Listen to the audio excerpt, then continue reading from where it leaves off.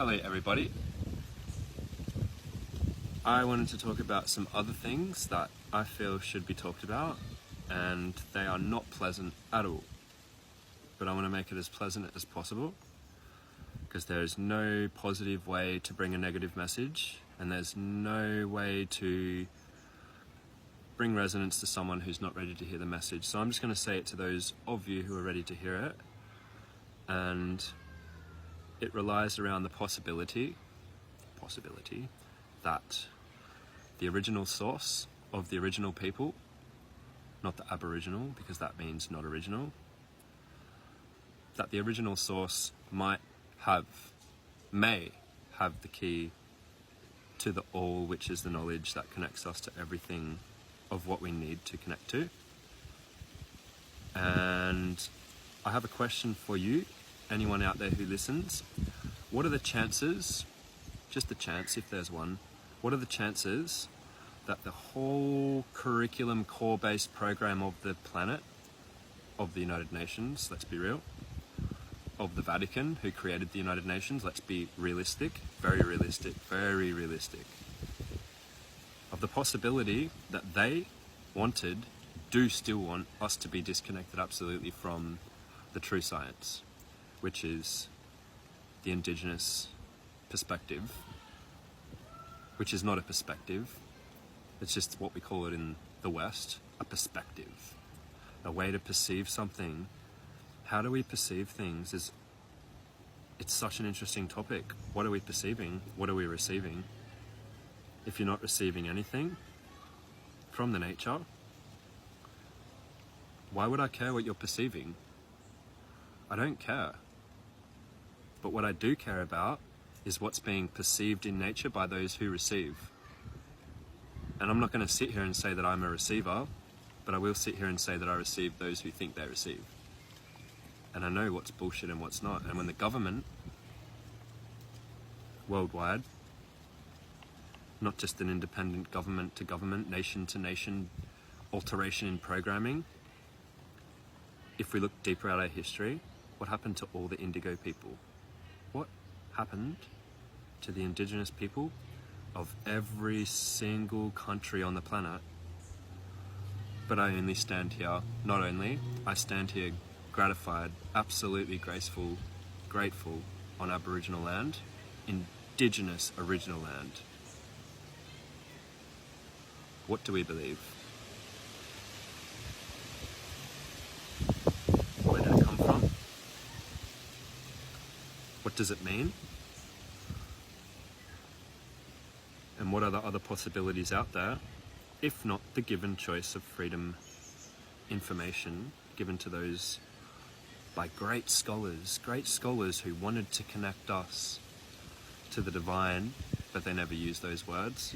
They used those words in the 15th century and the 14th century during the periods when all the people had the illumination of knowledge, not when it was channeled to the priests,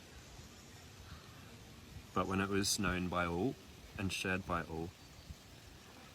Right now, I am at Umfiston Cave, and I'm watching a lot of foreign interest coming to this place. And so right where we are in Mount Gambier in South Australia. So Mount Gambier in South Australia has a claim, a government claim. And you see the signs as you come into the town. And they say, the cleanest water in the country. One thing I have a problem with by those people bringing that claim is, how do they define clean water? Because I define it in my own way. I've done a lot of searching. I've done a lot of repeat searching, researching if you like. I've done a lot of searching what pure water would be. And my understanding is it's provided by the nature. It's all of what we need. It's everything that we need, according to who? So when you put a sign on your city by the government, a registered corporation of of the empire that states that you've got the cleanest drinking water in the country. And when I come here and I see no history of Indigenous writings into this land, where did it go? Because all the Indigenous history accounts for all the land, and they've all got a story of everywhere on the land. But you won't find anything on Mount Gambier, as the locals will say, not a mountain, just a glorified hill.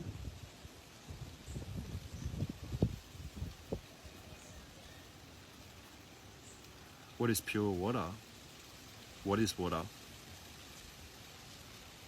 Because the Indigenous people saw it as the all, flowing through the all, going through everything, and being to the now, into your mouth, to electrify you. But what does the government do to that water? At the plant, they don't plant trees. They don't. I've seen it. Because that's what's most purest for water. It holds the banks together. But you don't see trees at the dams. And what is a dam? It is a place that people drink from. A controlled regulatory body of water. Just as government is a controlled regulatory body of people.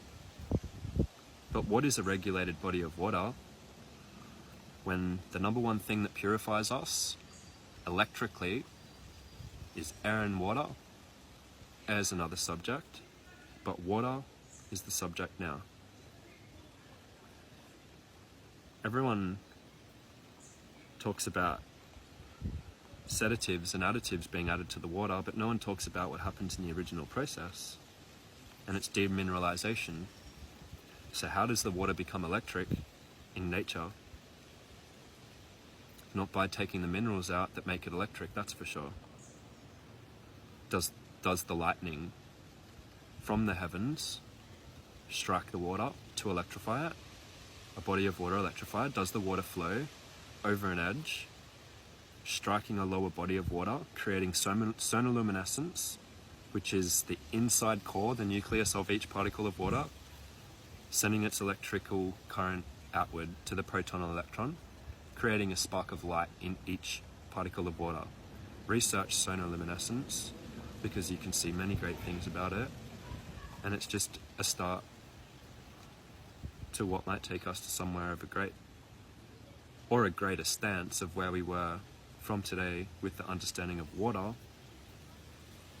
And I always thought it was really interesting that water starts with the word war. So I'm at Umfeston Cave. They call it a cave. This is called the Limestone Coast, the limestone capital of Australia. And there's roughly hundreds, if not thousands, of holes in this place that I can't identify as anything other than nuclear warfare on sacred Indigenous land, guardianed by the most powerful warriors of the country that have no story about these places. Have you ever heard of Blue Lake in Australia? Well, it doesn't matter whether it's in Australia. Look up all the blue lakes in the world, and as beautiful as the water looks, what is the shape the water sits in? Because if I go to Mexico and I type in sinkholes in Mexico, I'll see much the same that I see in Indigenous Aboriginal Australia. I see atomic bomb holes. I see holes in the earth. I see regions of warfare where no one talks about warfare. And if you look at any map of Australia, I recommend anyone go to Google Maps, download Google Earth if you haven't got it on your phone as Google Maps, and go to the satellite tool. Don't look at the cartoon graphics that they give you. They want you looking at cartoons wherever you go. When you see the weather, which is water, when you see the weather, they show you in cartoons, and they show you state by state. They don't show you the whole landmass being accounted for as to the precipitation ratios, because it's all relevant. What's happening in Western Australia is relevant to what's happening here. but it's in a cartoon. And is that what you want? Do you want your weather presented to you by someone who knows nothing about nature? In a cartoon, your parents get their weather this way. Do you get your weather this way? I don't get my weather this way because the forecasters of weather, the weather forecasters, they cast the weather. Have you ever heard of weather modification? Have you ever heard of looking into written history? Because I'm not talking about a conspiracy. I'm talking about what the Geelong newspaper, the Ararat newspaper, the Bendigo newspaper, the Ballarat newspaper, all of the greater regions of rural Melbourne and inner city Melbourne, look at the newspapers, look it up.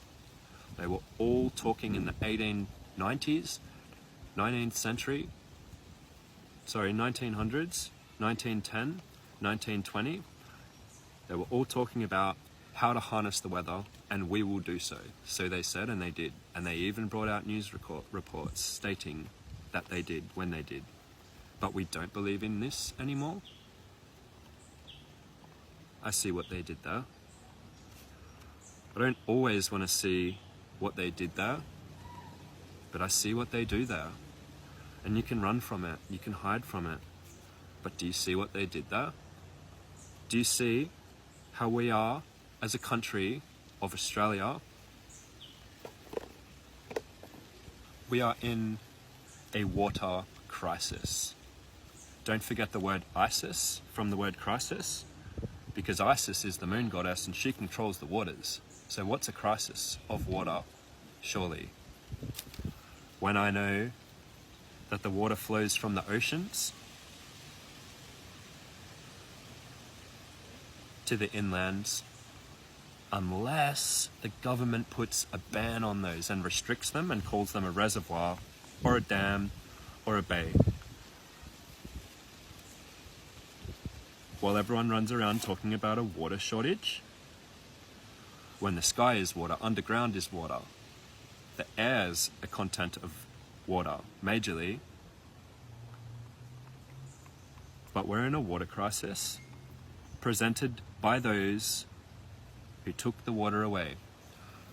I want to challenge anybody that might be new to this information to get on your map and go to any river inlet and follow it all the way. You'll only get about 10 k's from every inlet until you see that it's dammed and controlled going to agriculture, or whatever they say. It doesn't have to be about it going to agriculture, it's about it not going to you as a pure water source in a water crisis. Brought to you by those who control the weather and drought. And if you don't know about this yet, how can you know about it? Where else can you go to find out about it? My understanding is that Tesla, Serbian physicist, was a genius. And he didn't figure out any new information. He connected straight to the Egyptian knowledge. That was his claim. He claimed that everything he learned was from Egypt through learning the Badu Netcha, which is the language of Kemet, Egypt if you like. And he stated how electricity moves, how the electric field of the body correlates with that, and how to change both at the same time. And he said, if you use this tool that I've created, it will be a weapon. And he fought not for this tool to be used. So where the water is sacred, is the land still sacred? Is the being still sacred? What is sacred to those who get water out of the tap every day? Treated water? Treated with what? Because when I go to my supermarket and I look at every single box of rat kill, what kills the rat, what they test to get results for humans in nutrition and pharmacy, they test rats. They don't test humans, they test rats. So why is it that what I'm being taught in school makes my bones stronger, sodium fluoride, is the only ingredient that kills a rat in rat kill.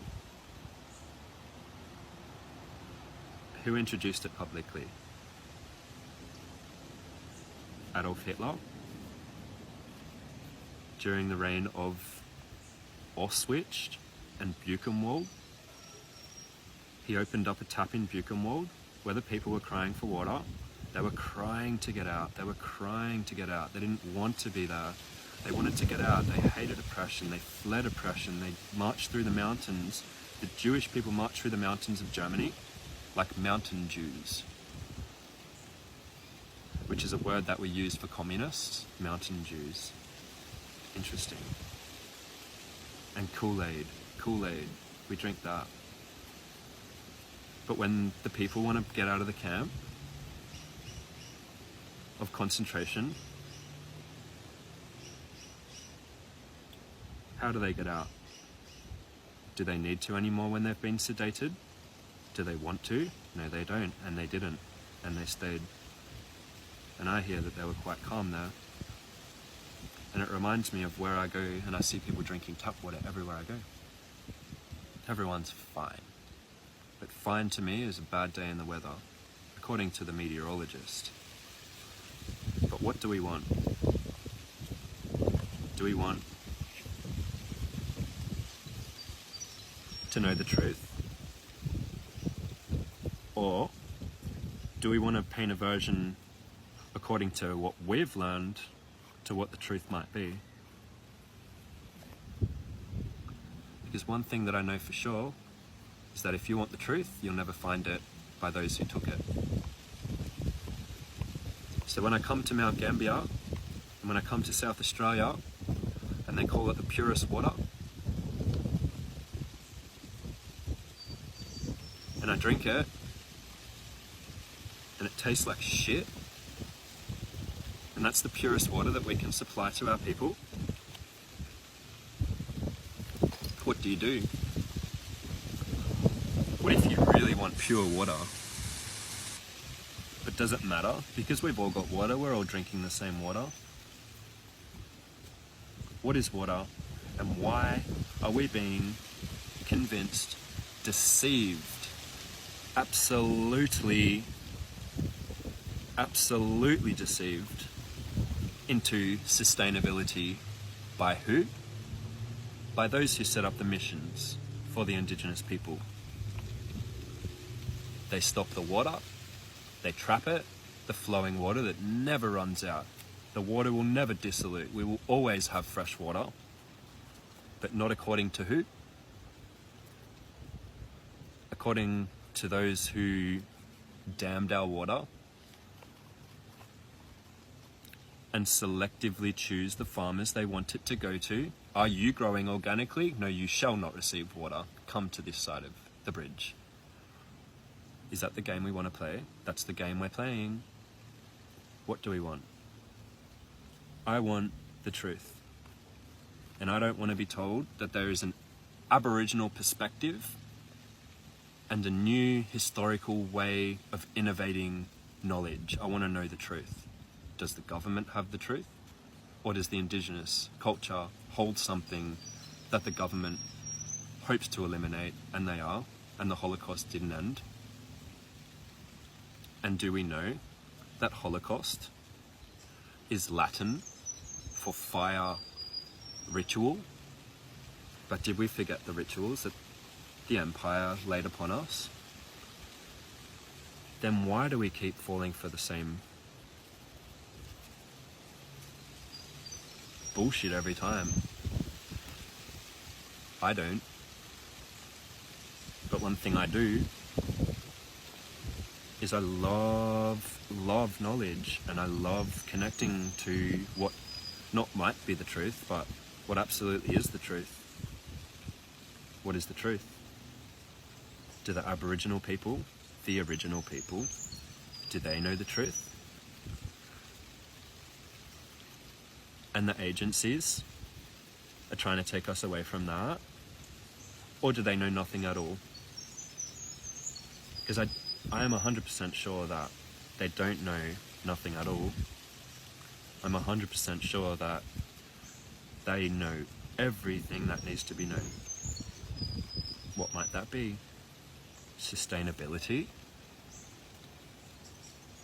How to sustain the land, not how to sustain the land, how to maintain the land absolutely so that she will bring us many, many prospers. Why would you want that?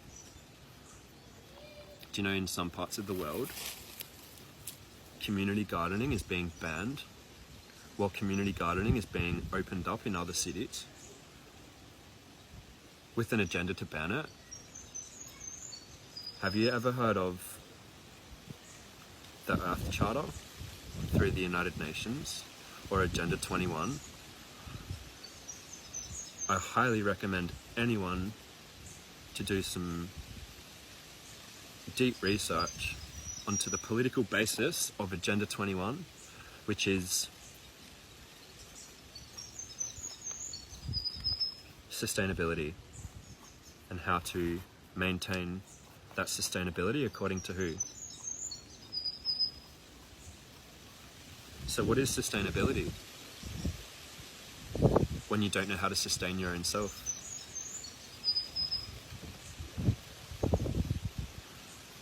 I find it really hard sometimes to...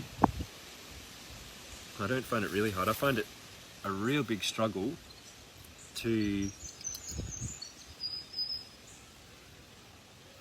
talk about so many things to the ears that have been closed by what I would like to call particular programming.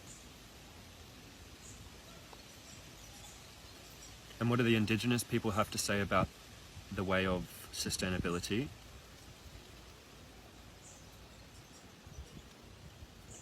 Of the Western mind that doesn't listen to the nature, that listens to the corporacy, that tells them how to be, to how they should think, how they should feel,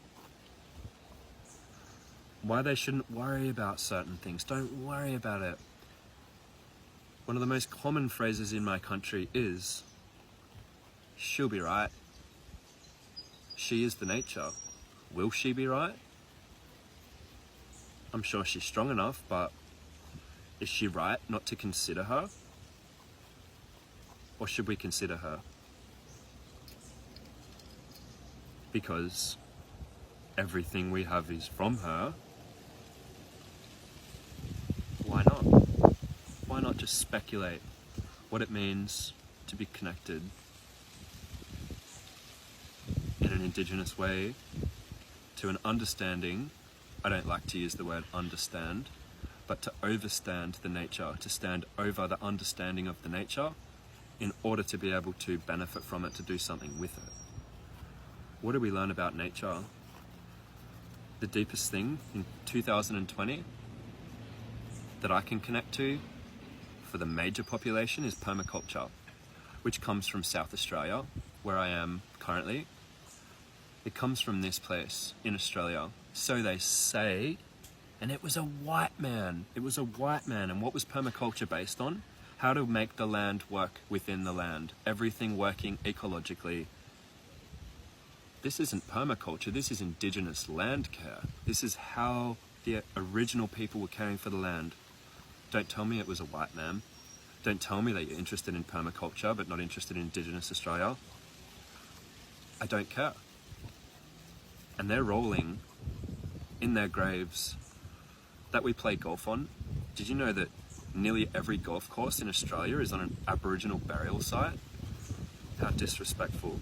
And Westfield shopping centres, how disrespectful. And we all shop at the mall.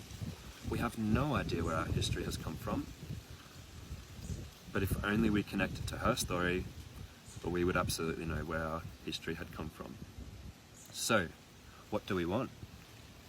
Do we want the truth? Because for me personally, I don't mind how much it hurts, physically or mentally. I want the truth. And it hurts. And it feels so good at the same time to know that whatever version of history you're repeating to the people that listen, if they listen, You're not hurting them, you're giving them truth.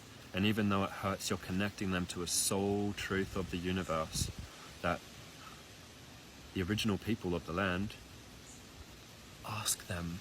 They know the land, they'll tell you, they'll even welcome you into their homes. When did we welcome them into ours? This is not our home, this is their home, and we still have opposition to them, to the divine architects of the land. What do they believe? Have you asked them?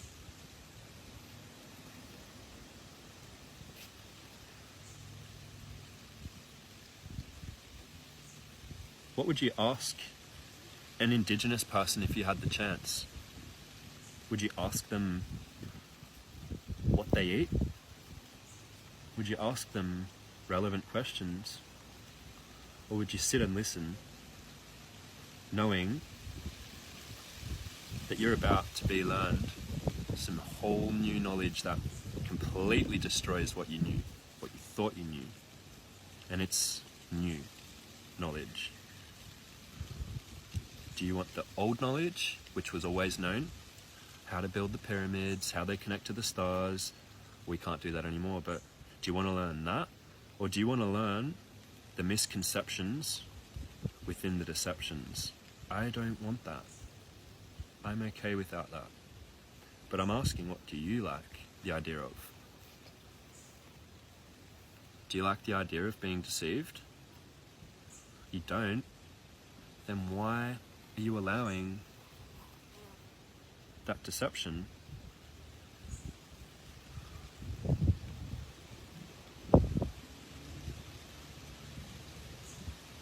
I don't have a problem with Aboriginal people. They're really violent and I don't know, they just... What did we do to them? Did we forget the history? And they should just open up to you like you're worthy? What is the history? What is the volatility? And what is the integrity that they should tell us the knowledge of the land when we came here? And if they didn't tell us what they knew, we killed them. And guess what we did when they told us what they knew? We killed them. And you want to just walk into their tribe and connect to their language? No. What is your sensitivity? What is your cultural sensitivity? Are you interested in what they might know? Or do you want to connect to the truth? Is what you might want to know. But who are you to know the truth upon entering the path of wanting to know a bit more?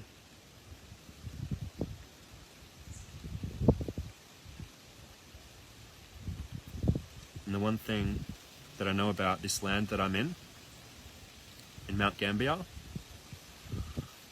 is I'm in the land of spiritual warrior Australia, the man that would not fall for the sake of falling. If you came here and told me you were going to steal my land, and I told you you could share it with me, which is what they did. They wanted to share the land with us, and we said no, we will kill you and we will have your land. And you want to learn about what they have to tell you. Cultural appropriation. We have nothing to teach them. Nothing. We have many things to share with them, and I find it quite interesting that they don't want it. Because look at the land of Australia when we came. It was divine. Read a book called The Greatest Real Estate on Earth, and it quite beautifully enlists many poems from people who came here as the first people to come to the land uninvited by war. And it tells many poems about how they envisaged the land that they came. What does it mean to be an Aboriginal Australian? It means that if you use the word Aboriginal, You're acknowledging them as not people of the land, not the original people. But the question comes, where did that word come from? Where did we use the word Aboriginal from? It was the government that gave that to us. Of course it was. They wanted us to connect that they were not the original people, that we are now the original people. I see what they did there. But what do they want to do with that? Why did they really come here? And why was the medicine man of Indigenous Australia the first ones that were killed? Because they knew nothing? Or because they were a threat to the empire that takes us away from health?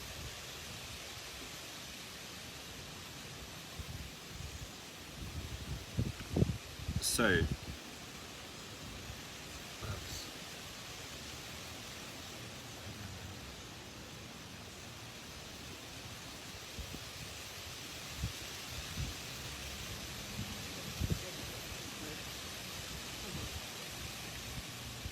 all I really want to say is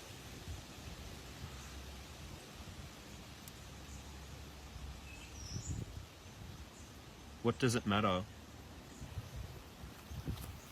What does it matter that they don't need us when they're not interested in hearing what we have to say because they've been so hurt?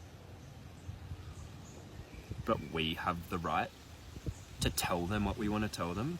No. That we have the right to go through Western school, educated, and tell them what we learned? It's not that they don't understand, it's that they understand they don't want to know because there's nothing that they can learn from in that. But do you know that? Do you know that almost everything you learned in school was a lie? Especially the version of history. Because when I go to all these places that are just holes in the ground, I know there were nuclear detonations. I know that the Aboriginal people were destroyed. And I know that the history of Australia is concealed and re-instituted through curriculum of Rome. Rome, that created the missions. They call it the mission. You go to Mission Beach in Queensland, and that was where most of the bad things happened to these cultures. This beautiful culture of women who ruled, not the man. The woman ruled, and the man, he was subservient to the woman because she was the one that knew all the political implications of nature, the environment, and the all. One thing I know for sure is that they are, without question,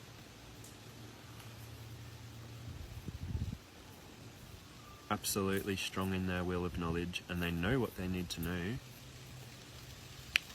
And what do we know? What is our interest in affairs of Indigenous knowledge, the real wisdom of the planet? And what do you do when you want to know more? You look it up on Google.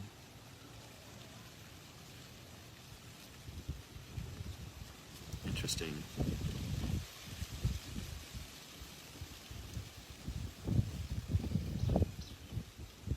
So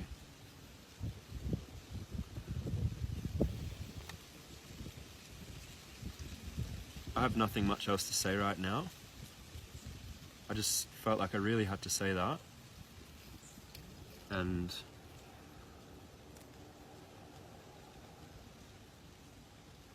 thank you for listening. Please ask questions to yourself, not to me. Ask me questions, I'll help you where I can. Ask questions to yourself. Ask questions to the officials. Ask questions to anyone who brings you this knowledge from top-down rule. You are at the bottom. And you think they conquer the countries to give you the knowledge? You think they took the knowledge of the universe away from us and give us The Big Bang Theory on TV, where they write the mathematical equation on the whiteboard in 3.5 seconds to tell you exactly how the universe was formed, you are being fucked so hard. And it might not be appearing of how much you're being fucked. Because when you're born being fucked, you might just normalize that into your life. But I really want to make people wonder what else might be out there through their soul vessels by connecting to the land of the ultimate, which is the divine landscape holders, the indigenous people, the ones that know the stars, the soil, the animals, the plants, the sea, and the we, the people, and the spirit running through all. Coincidentally, that science says does not exist. Well, how about that? That nothing is based on energy, and Einstein was right, and the ether is not electric. You can't hear my voice running through it, but you can. You can hear my voice, so this is electric. So what do the indigenous people have to say about the electric field? That is the dream time. While you're dreaming on your television, lost, aimless wanderers, they are not the aimless wanderers that we labelled them to be in the 1788 Encyclopedia Britannica. We are the aimless wanderers aiming our wander where? Ask yourself that. Where are you going? Because they were going there. Where are you going? Are you going there? Do you want to? And that question is for yourself to answer. Thank you.